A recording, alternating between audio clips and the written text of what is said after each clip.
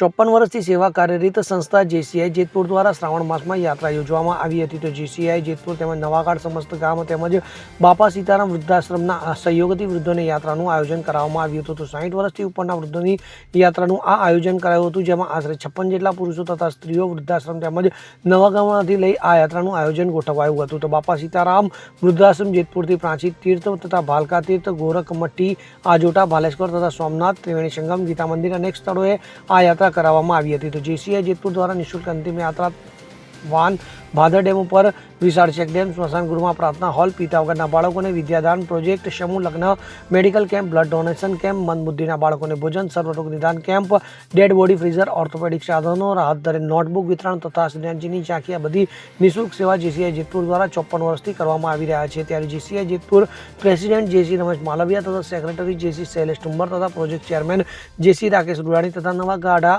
ગામના કાર્યકર્તા જયેશભાઈ સોલંકી તથા રમેશભાઈ પાદરિયા, બાપા સીતારામ વૃદ્ધાશ્રમના સંચાલક અને મુકેશ બાપુએ દ્વારા આ સમગ્ર સેવા આપવામાં આવી હતી।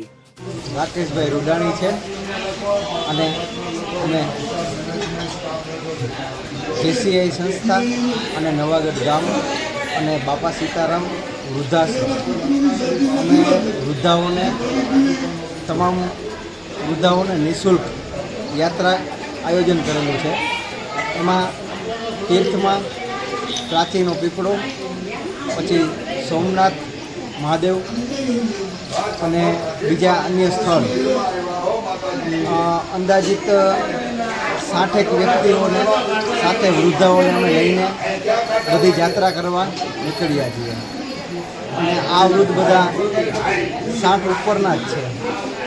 વૃદ્ધાશ્રમના બધા વ્યક્તિઓ ત્યાં જ રહે છે જેતપુરમાં।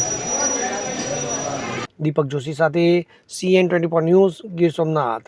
હવે જુઓ દેશ દુનિયાની તમામ ખબરો તમારી આંગળીના ટેરવે।